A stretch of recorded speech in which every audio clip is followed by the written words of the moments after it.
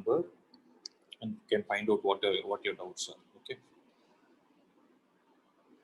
So I'm actually going to start the next chapter, that is chapter number 9, which is mechanical properties of solids.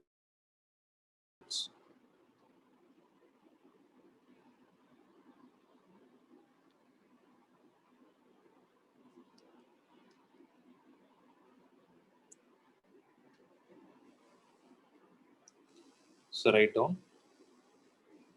chapter 9 is called mechanical properties of solids. It's a very, very simple chapter. Okay. So if you observe the second volume, this is called as mechanical properties of solids. And the next chapter will be mechanical properties of fluids. Then we'll study about heat, all those things. Then we'll slowly get into thermal physics. If you have started learning thermodynamics in your chemistry, it is something similar to what is going to happen on all those things. Okay. So as of now, we are going to concentrate on mechanical properties of solids. The other name for this chapter is elasticity. That is, if you take a solid and try to observe the elastic properties of that material, then that particular branch of physics is called as mechanical properties of solids. Okay. So this is mainly important for civil engineers because they will do the strength testing and all those things, right? When the building construction is happening, they will do all the strength analysis and everything based on the mechanical properties of those particular solids which are used in the construction process. Okay. Now listen. So before we get into this chapter, we need to understand certain basic terms that are there in this chapter which we are going to use. So write down the heading as basic terminologies in this chapter. First, the first is called as deforming force. So the question of elasticity comes only from the term deforming force.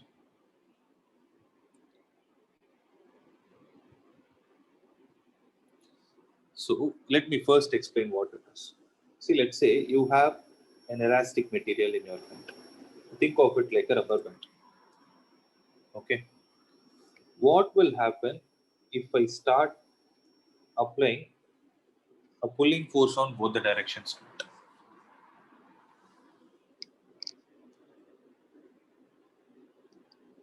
So what is going to happen is, if I apply a pulling, sorry, so it will get elongated, right? So elongation is a word we are going to use, but can I say the object is getting deformed? Deformed means its original form is getting changed to something else. Can I say something like that? So if you observe the new form, it is going to look something like this. Means compared to its initial length, actually it will become thin.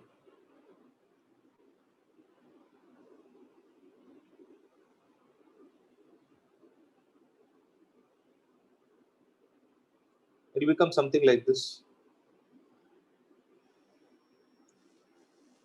Right? So this is what we will be able to observe. Everything we can see. So this, so it has acquired a new shape. So what I'm saying is it has got deformed because of whom?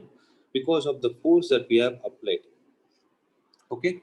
So what is the responsibility of force in this particular scenario? It is to change the shape of the object by elongating it. Okay. So that's what we are able to see.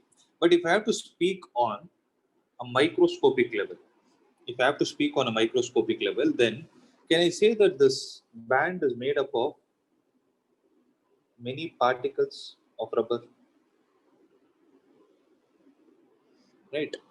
So initially, when I gave you the rubber band, there will be, let's say, the distance between two particles on which we are concentrating had it been x. Now, after the deformation has taken place, what do you think would have happened to the relative position between these two objects?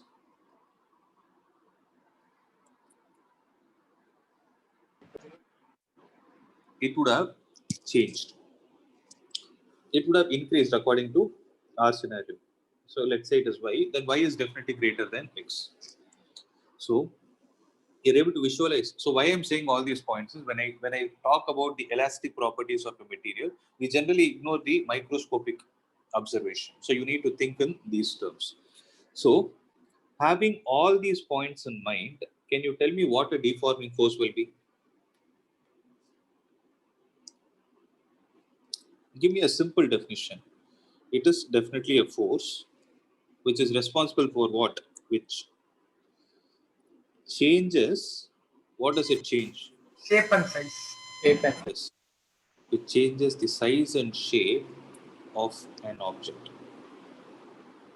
Right? So from this kind of a property, there comes another term. So now we have changed the shape of the object. Now the next question is, what will happen once I release this F? Means I take my hand out. I'm not applying any more force now. What do you think is expected with respect to the behavior of this object? So there are two things that can happen. What is it?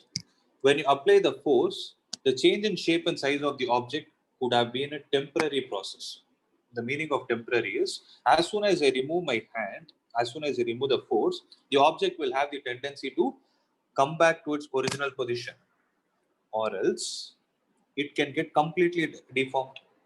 Like for example, I give you a clay. I'm saying you apply a force on the clay in such a way that you elongate it on both the sides. Once you remove the hand, will the clay be able to come back to its original position? Will it be able to regain its original shape?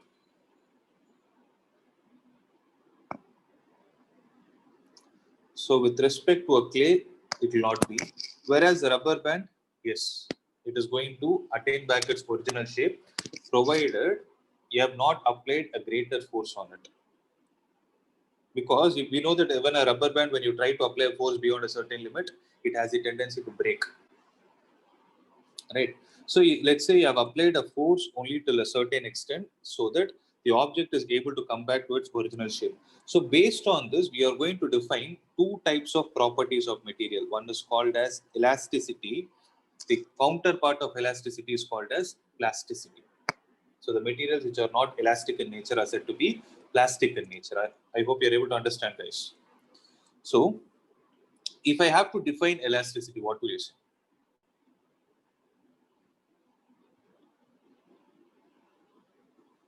So elasticity is the property of a material. So it is a property of a material to do what? To change its shape and size. To regain. It's not change. To regain its shape. Because you can say whether a material is elastic or not only after removing the deforming force. Once you remove the deforming force, the question is about, is it able to regain its original shape or stay back in the position in which we have left?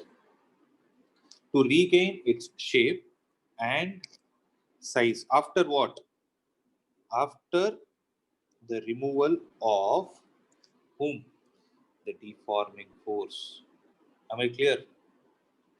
So then that property of a material is what is called as elasticity, and those materials are said to be elastic in nature.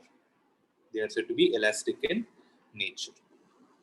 So third one is plasticity. This definition I'm not giving you as you know. If an object is not able to regain its original shape and size, even after the removal of deforming force, it is said to be a plastic body.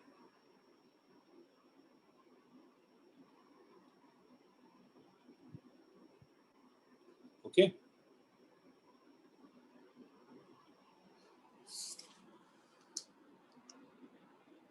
Am I clear till this extent? So these are the basic terms that we'll be using repeatedly in this chapter. Guys, shall I proceed? Yeah. Right.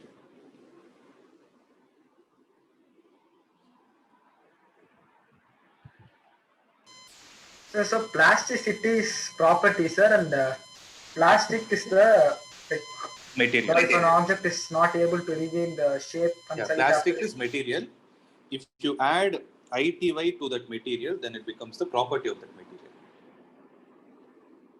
See, these are all physics, I can say physics nomenclature. That's all.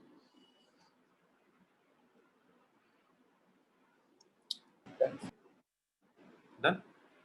See, I can give you another example. For example, resistivity. You would have learned resistivity. There are three terms: resistance, resistor.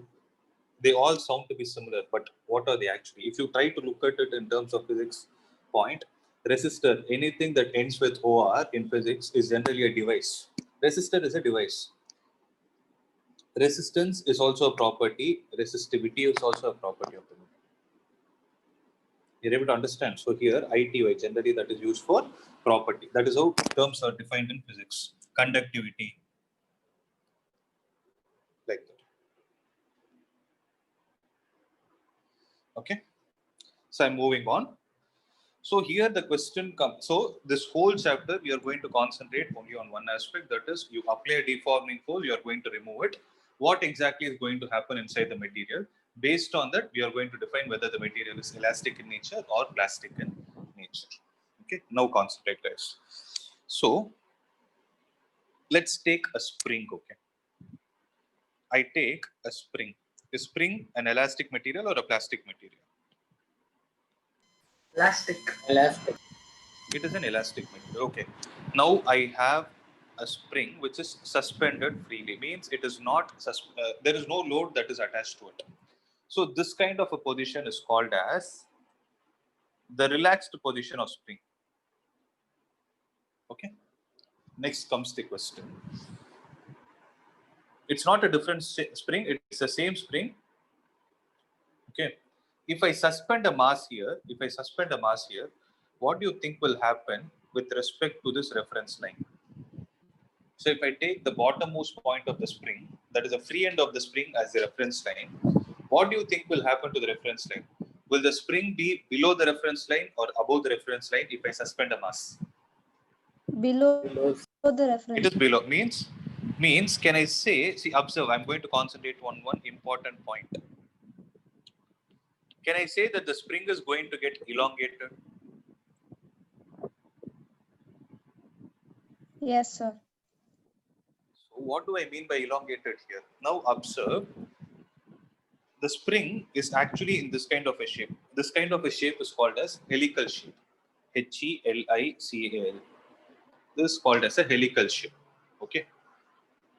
Now observe the distance between the successive windings.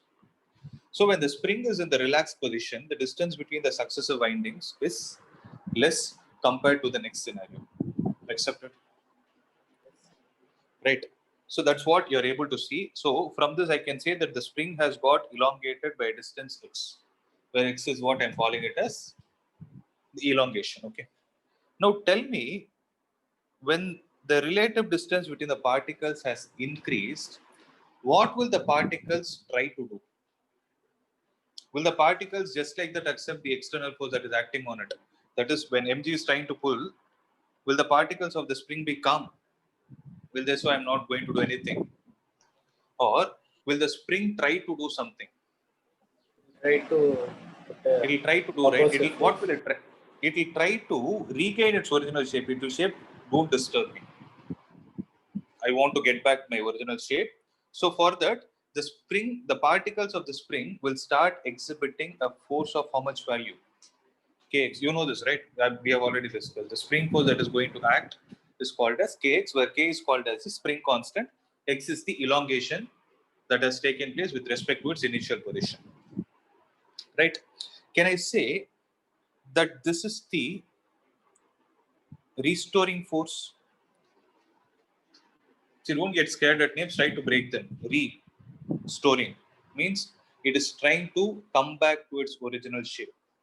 So the force which is trying to make that attempt is the restoring force, and the mg is going to be the deforming force. I hope it is clear. Right? Sir, Yeah, tell me. sir, will the restoring force act from M or from the X, sir? It is not like that. it will be the sum of all the forces of the sum of forces of all the particles exhibited inside is what is kx. Because I cannot say only one particle is going. No, No, sir. Will I have K taken. change? No, sir. Will K change if it's getting elongated, sir? Yes, it will. It will become. See, for example, if it is getting elongated more, then kx will become kx1. If it is getting elongated more, let's say to position x2, always with the reference line with respect to its initial position. So the restoring force is a function of the elongation. It is a function of x. You increase the value of x, it will increase. If you decrease the value of x, it will decrease. So I can simply put it like this: restoring force of a spring is directly proportional to x. Clear? So this is the principle on which your spring balance works, the one which you use in the lab to check the weight and mass of an object. You suspend more mass, you can see more elongation. But the question is about, is the spring strong enough to go back to its original position once you remove the weight? Sometimes you can observe that there will be an error also. There will be something called a zero error. Right? So that's what is restoring force. In a similar, see this, I took the example of spring. But when I talk about elastic material, it is not spring that is going to be, it is not spring that is only elastic material in this world. There might be other materials also which are elastic, right? So what is the name of the chapter? Mechanical properties of solid. So whenever you take a solid, you're actually trying to check the elastic property of that solid. Okay. Now what I'm saying is, let's say you have an eraser. Okay. So actually you will not be able to see this, but try to visualize. Okay. Let's say you have an eraser which is connected to a thread like this. Okay, the eraser is resting on the table, or let's say you're holding it from the top. You're holding it from the top. Okay. Now to this eraser, if I put a small mass here, what do you think will happen? Will the eraser still be of the same size, or it will get deformed? Same size. Same size to our eyes, but if you observe on a microscopic level, what do you think will happen? Deform. There will be a small deformation which we can definitely not see with the naked eyes. Okay, that again depends on how strong the eraser is. Sometimes you take what I will say is, suppose you're doing an activity in such a way that you have taken the eraser, you have cut till this portion.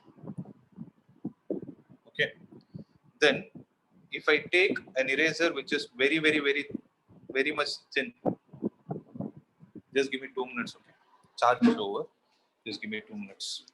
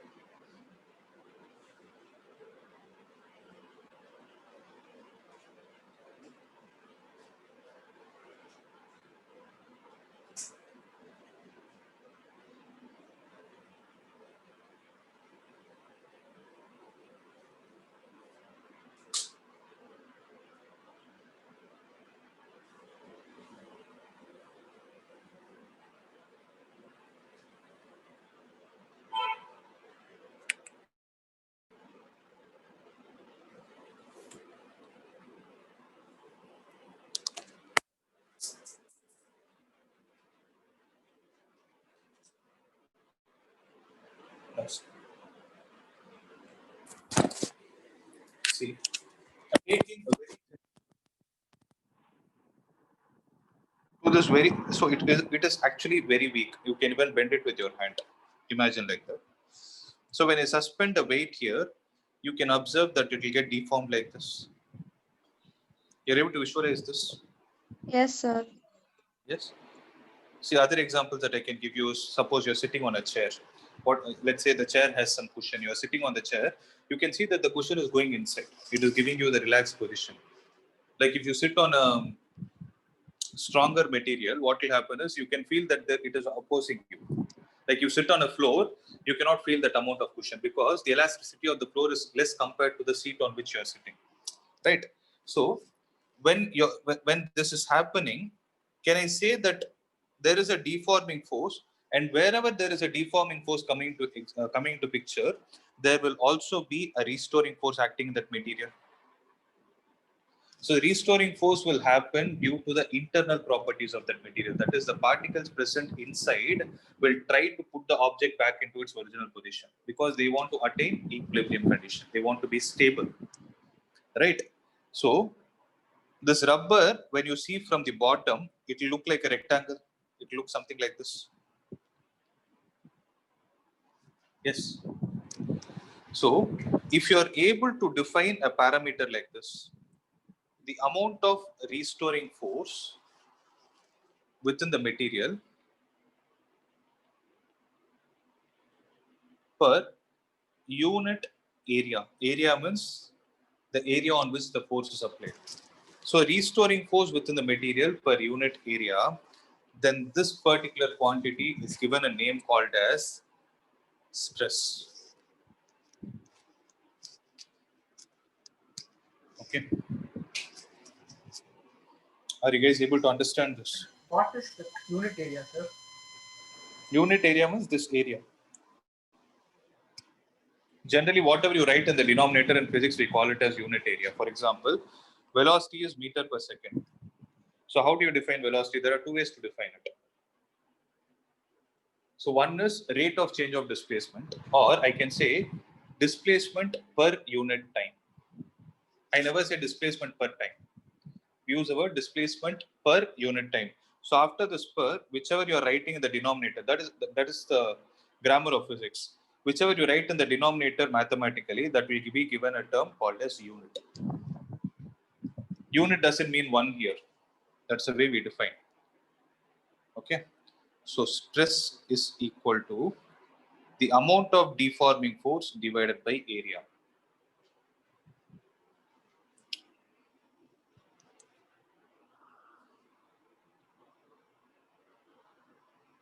Are you clear? This is the first mathematical term that we are learning in this chapter. So what is stress? Stress is the restoring force. That is the internal restoring force per unit area, which is called as stress. You would have seen something like this, force per unit area. Some other physical quantity is there. What is it? Pressure. Yes, it is pressure, but here we don't call it as pressure because pressure is mainly used for fluids. Here we are talking about solids. So for solids, we define the term called as stress. Am I clear with this? Yes. Okay. So other points. The SI unit of it is going to be Newton per meter square. Okay. In CGS unit is going to be dyne per centimeter square. What is going to be the dimensional formula? Dimensional formula will be ml minus 1 t minus 1. Sorry, t minus 2. ml minus 1 t minus 2 is what is the dimensional formula. Okay.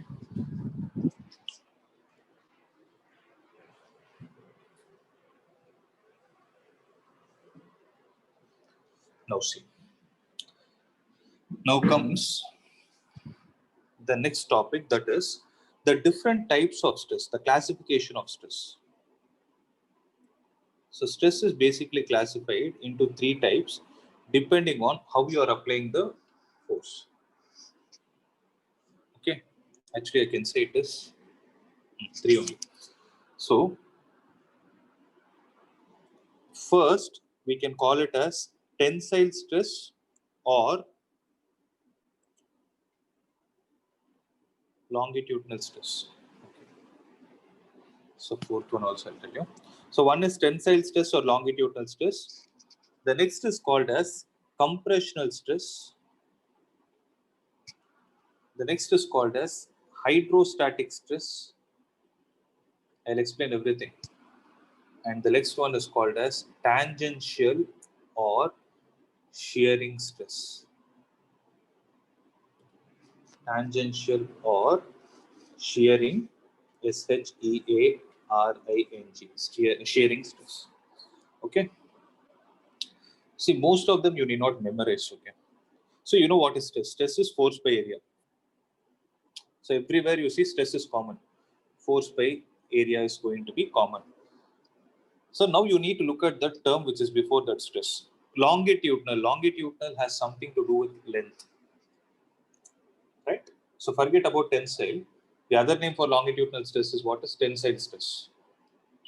So longitudinal means length means how is the force supposed to be applied and on what type of material are you supposed to apply this kind of force for you to define longitudinal stress. It is on a one-dimensional object. Let's say you have a wire in your hand. Generally, the wire is going to be cylindrical, right? But if the wire is taken so thin, I'm repeating it, if the wire is taken so thin that its thickness is small compared to length, okay? If the thickness is small compared to length, then you can almost treat it like a one-dimensional object. Now, to this wire, if it has elastic properties, if you suspend a mass m, then what will happen is, see, observe. If the original length is L, then the wire will get slightly elongated by, let's say, a value L naught, due to which there will be a restoring force that is acting on this material. Are you guys able to understand? So, if this kind of a process where the length of a one-dimensional material is increasing, then the longitudinal stress will come into picture. Am I clear, guys? So based on this, first we have understood what it is. Based on this, I will give you a definition. Write it down. It is restoring force per unit area. Restoring force per unit area when length of the object is increasing. Length of the object is increasing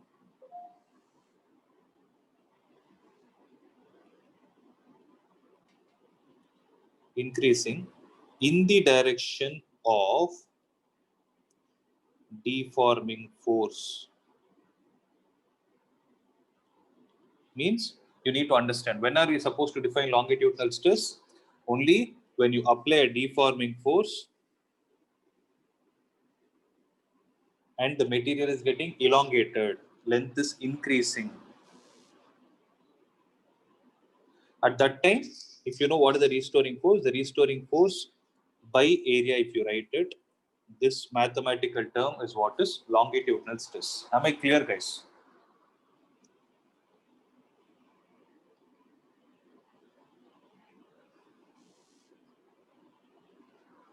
Yes or no? Am I clear or not? Just could you explain it again? Sorry, I didn't get you. Could you explain it again, sir? Which point? Whole thing. The See. restoring force.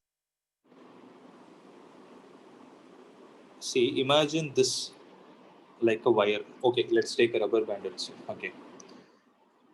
If you take a rubber band which is thin, actually, if you observe the shape of it, it is going to be cylindrical. You take a microscope and see it is going to be a cylindrical shape. But its thickness is very small compared to the length. So if I take a rubber band of length L and if I suspend a mass to it, what will happen? It will elongate. It will elongate. Let's say you're able to see that elongation. That's why I've taken the rubber band as an example. Let's say it has got elongated by L naught.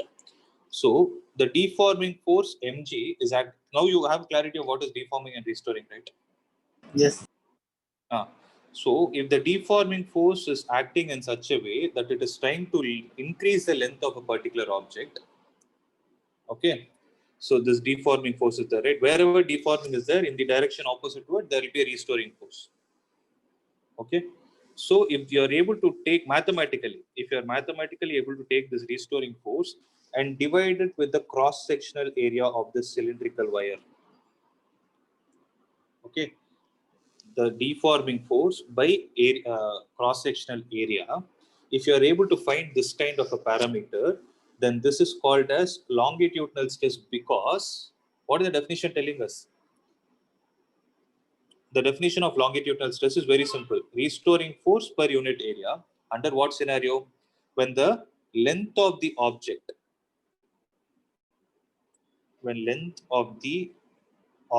is increasing in the direction of deforming force. So in this scenario, the deforming force is downwards, the length has also got increased in the downward direction. So in this scenario, if you write restoring force per unit area, that is what is called as longitudinal stress. So I will explain the next also. You can do a comparative study. See, suppose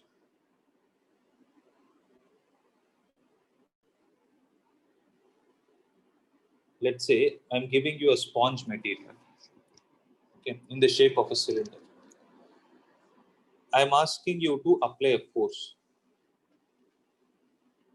Okay, are you applying a pulling force or a pushing force?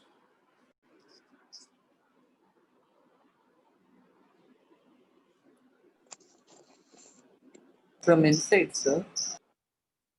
No, you're not applying from. You're applying from outside. On the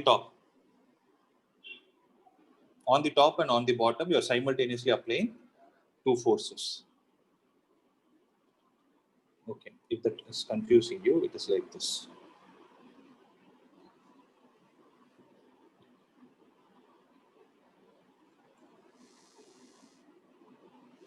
Pushing, Let's sir. say, okay, yes, you're applying a pushing force. Let's say I'm giving you a clay itself. Okay, I'm giving you a clay where it is in the shape of a rectangle, where the width is very small compared to its length.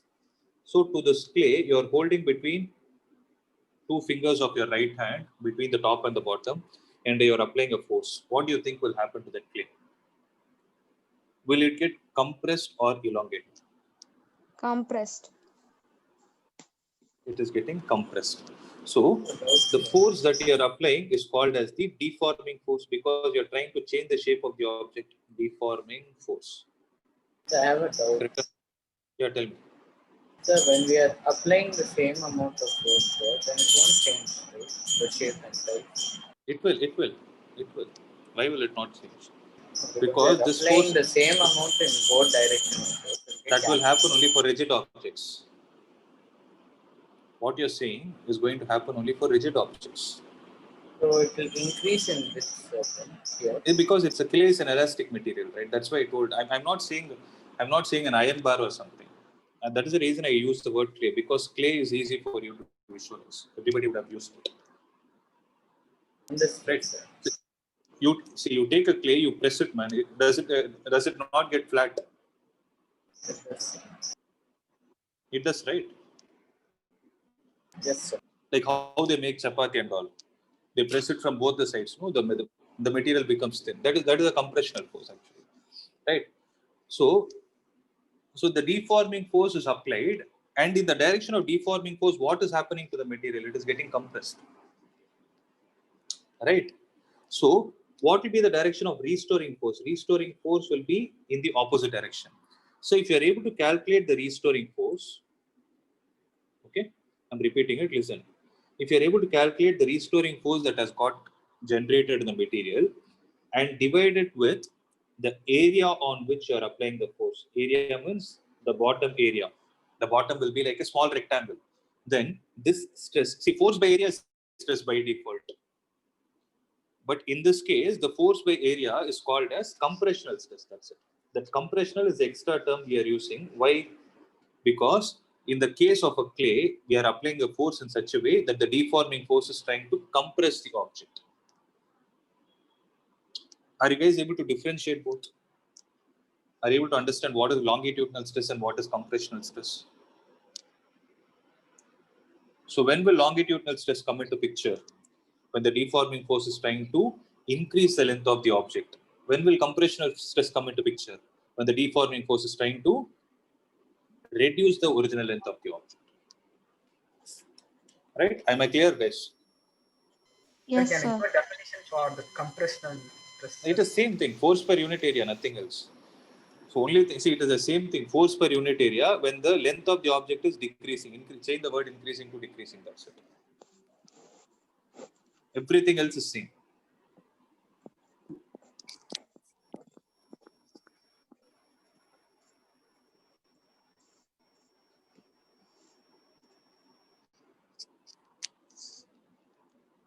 Okay.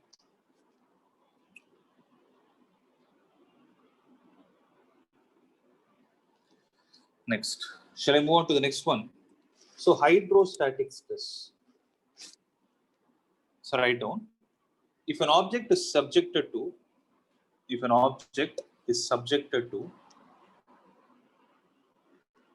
a uniform force, from all the sides. If an object is subjected to uniform force from all the sides, then the corresponding stress is called hydrostatic stress.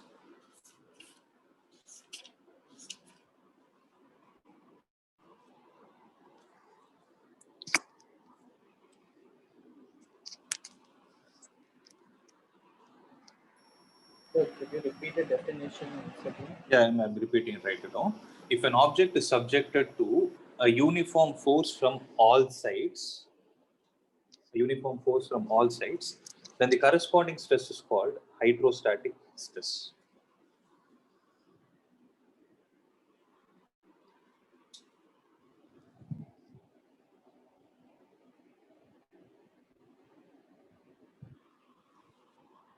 Okay. So here also, let's say there is an object like this. If there is a force applied from all the sides of equal value, then if you're able to divide that force with area, then this force by area is what is called as hydrostatic stress. Okay. The last one I can is come important against one. Observe. hydrostatic force. If you apply equal amount of force from all the directions on a particular object, then the force divided by the cross-sectional area will give you the formula for hydrostatic stress. Sir, so all the three types of forces have the same formula, sir. Hey, what did I say? Stress has only one formula. Stress is F by N. There is nothing else. Even the next one has the same formula. Formula is the same. But the only thing is, under what scenario you're applying is what you need to know. Okay, sir. Okay. So last one is tangential or shearing stress. Okay. So first write down the definition, then I'll explain what it is. When a deforming force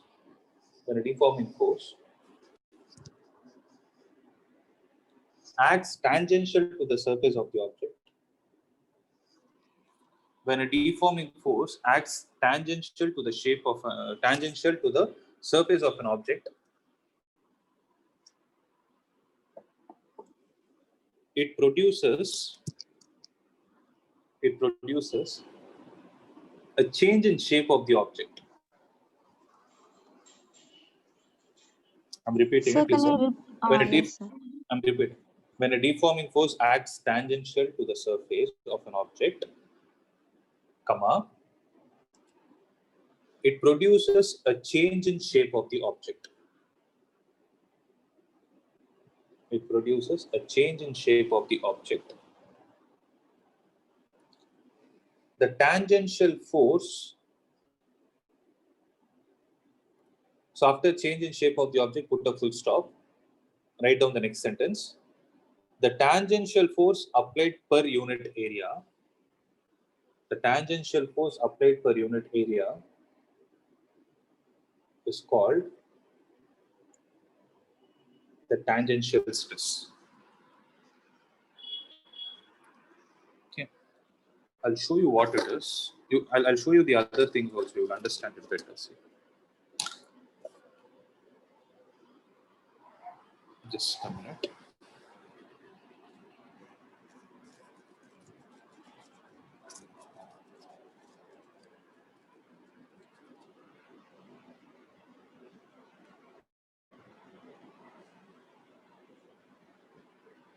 Are you guys able to see me? See. So when I talk about tensile stress, okay, I'll take this itself as an example. Charger, wire is there, right? So I'm holding it here. Okay, let's say it is tight enough. When I suspend mass here,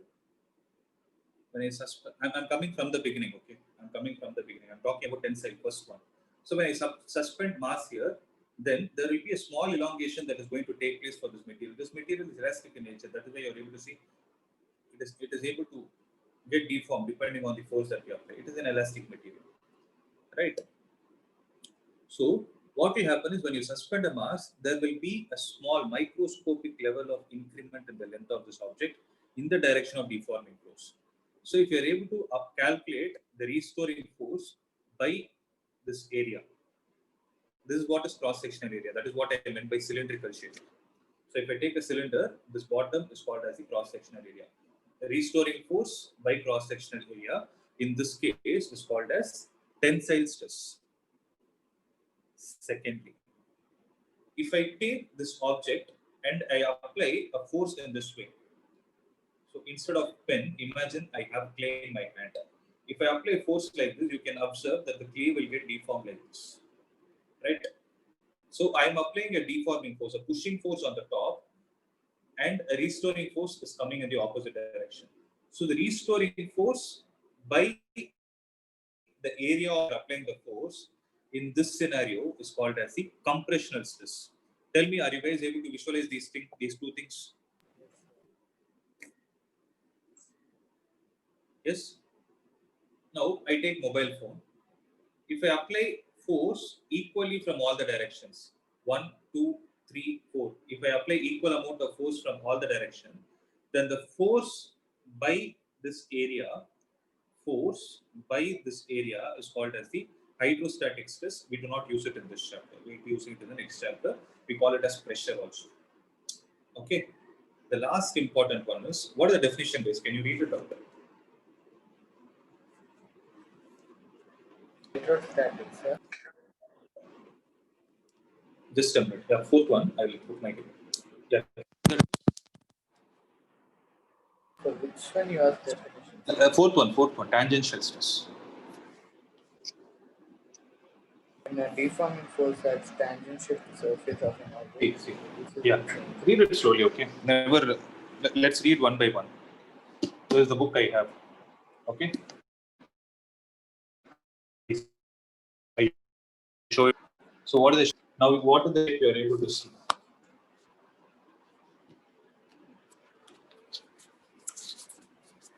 So what shape are you able to see from that side? What is the shape? Angular. Rectangle. This. No, what is? You're able to see a rectangular shape, right? Now, see, with respect to this book, if I apply a force in this direction, then do I call this as a tangential force? What force is this? With respect to the book, okay, this is the book. With respect to the book, how is my finger? Is it parallel or perpendicular? Perpendicular. It's perpendicular. So the force that I'm applying is normal force. But what is this force telling? If you are able to apply a deforming force in the tangential direction, observe this rectangular part, okay? I am keeping my hand. So I kept it tangential to the surface. I am applying a force in this direction. See, what is the shape it is having? Now what is the shape it is having? It's a rectangle, right? Now observe what changes are going to happen. It is still able to be like a rectangle. Now rectangle, applying the force, is it still a rectangle? You are able to see that this position, which was initially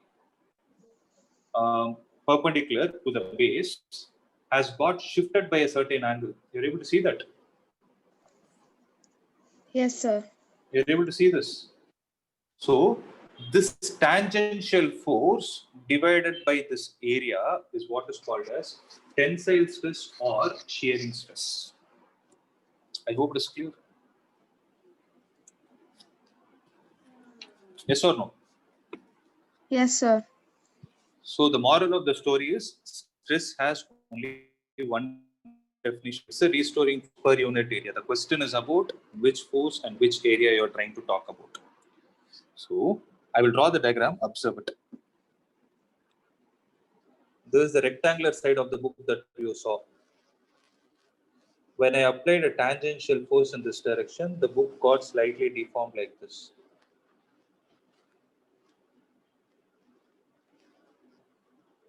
Right, means there is a small angle created here. Accepted? So this dotted lines is the new shape. This continuous line is the initial shape, that is old shape. Okay, so this tangential force per unit area is what is called as tangential stress or shearing stress. Right? Is it clear? So this is all about stress. Any doubt, guys?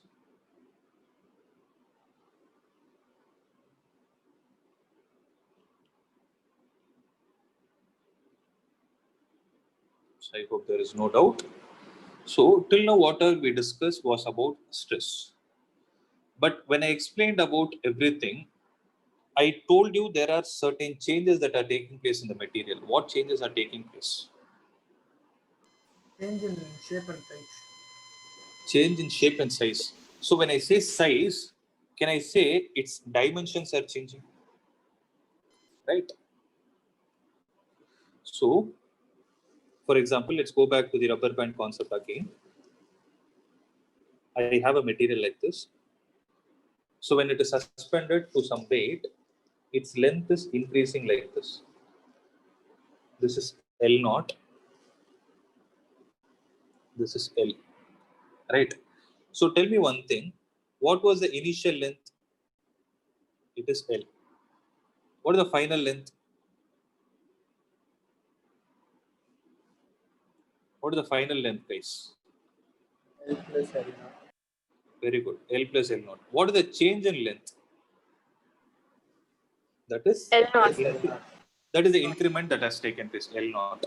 So if I am able to calculate a fractional value like this, if I am able to calculate the change in length to the original length, what was the original length?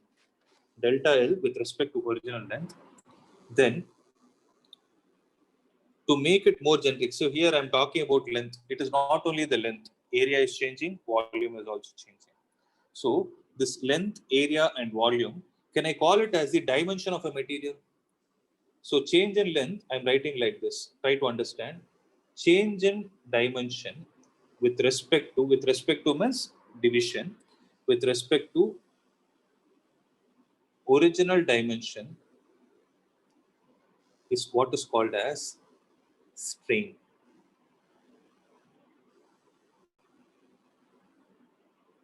So the first word that we concentrated, what was it? Force per unit area is called as stress.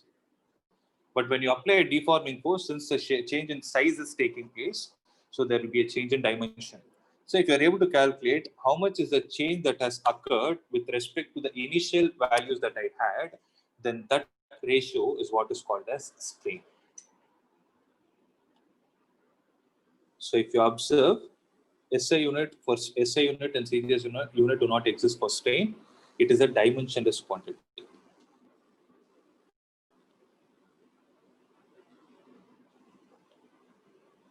don't get confused between this dimension and this one. So dimensionless quantity means I'm talking in terms of units and dimensions. Am I clear, guys? So write it down. Strain is the ratio of change in dimension to the original dimension.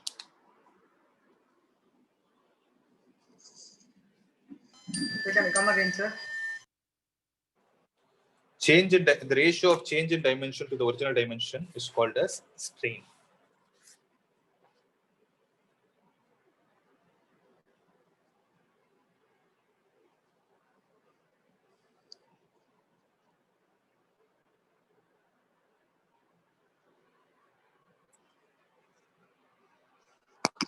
Okay.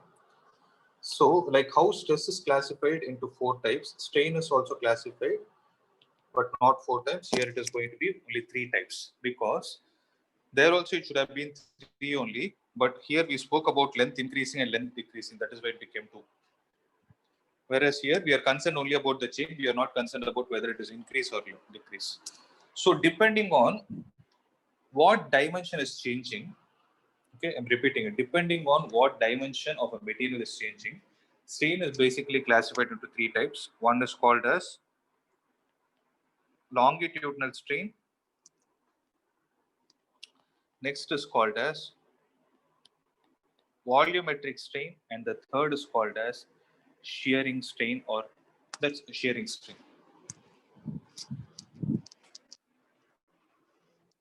Okay. So what do you mean by longitudinal? Now you people should be clear. Longitudinal is related to what? Is it related to length? So what should be the dimension we need to concentrate to define longitudinal strain? It is length. So you guys tell me, how am I supposed to define longitudinal strain as? Can I write it as? So strain means it's same. Change in dimension by original dimension. So what should be the value of dimension I need to write for longitudinal strain? Length. Change in That's it. length Very by good. original length. So change in length with respect to original length is what is called as longitudinal strain. That is delta L divided by L. For example, when I spoke about the rubber band, it is going to be L naught divided by L. This is called as strain. So change in length to the original length is what is called as longitudinal strain. I hope you're able to understand this, because in the case of stress, what happened? We spoke about increase in length and decrease in length. Whereas in the case of longitudinal, we are not concerned about increase or decrease. We are only concerned about change. Okay. In a similar way, what do you think will volumetric strain be? Change in volume by original volume. That's it. Change in volume by original volume.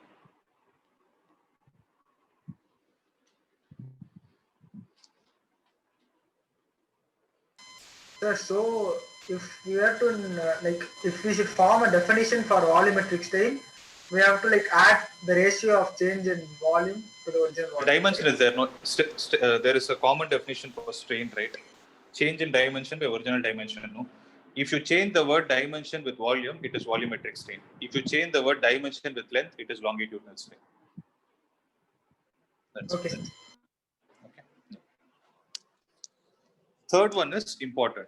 So it is called as shearing strain. Okay. So this one alone, I will explain. See, this diagram is there. No.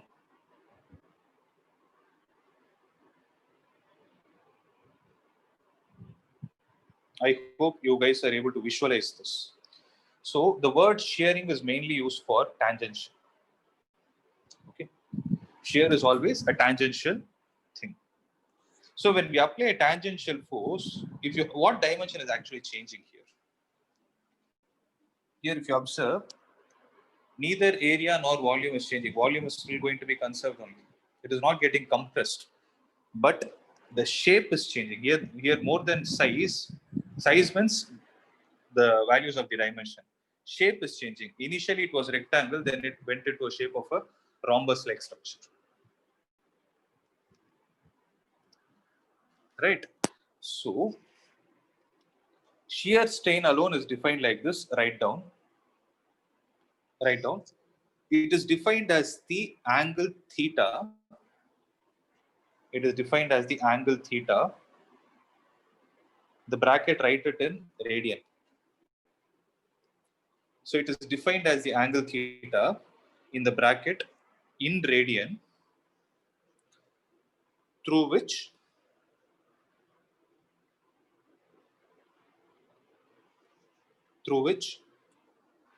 a face originally perpendicular, a face which is originally perpendicular to a fixed face, gets turned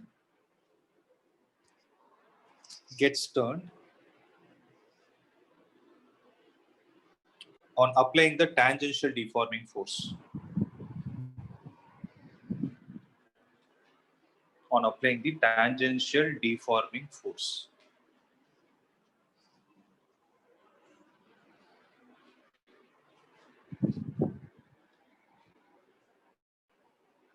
Okay.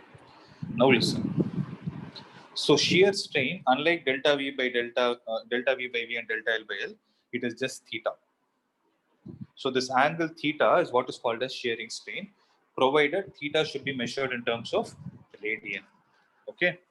Now listen guys, there is an important point I'm going to discuss. If I say the distance between the parallel sides is D, and if I call this distance as x, so theta here is approximated to tan theta, because you will learn this concept in your limits. In your math, you will learn a concept. When theta is measured in radian,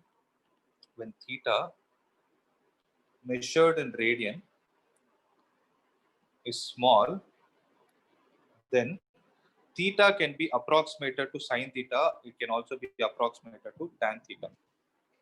Why it is so, your maths will explain it. Now I can't say. Okay. So as of now, accept it. Here, when I say theta, I'm referring it to tan theta. So what is tan theta from the right angle triangle? I'm drawing a black color box. Tell me, what is tan theta from this right angle triangle? It is x divided by D. d. So it is opposite divided by adjacent, x divided by d. This x has a name and d also has a name. Now write down this part. Shear strain is equal to, I'm going to give you a mathematical definition.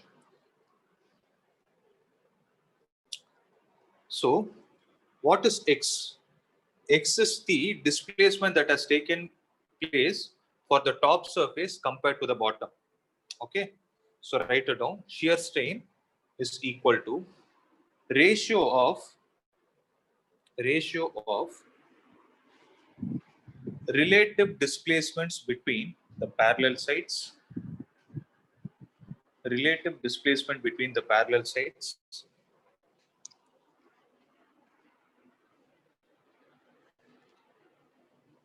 to the distance between the parallel sides. I'm repeating it. Shear strain is equal to the ratio of relative displacement between the parallel sides to the distance between the parallel sides.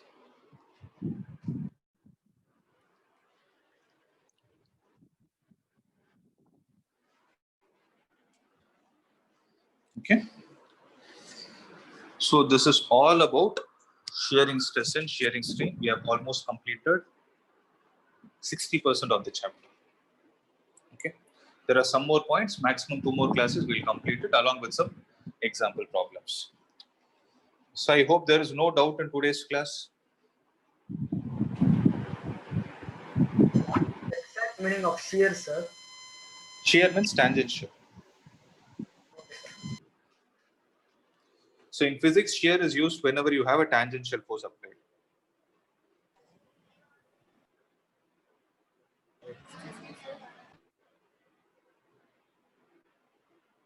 Sorry? Could you give the definition for shearing strain against the Shearing strain. lens. I told just now, no, I repeated twice. It is defined as the ratio between the relative displacement between the parallel sides. So Before that, X is sir. the Before relative. that. Before the formula. Before the formula, what did I say? That one, I'll tell you. It is defined as the angle theta in radian through which a face originally perpendicular to the fixed face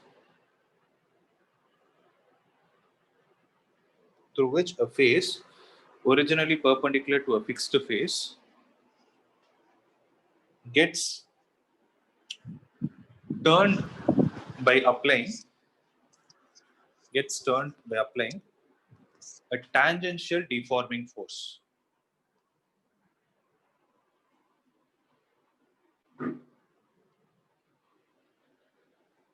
That's it. Thank you. Okay. So wait.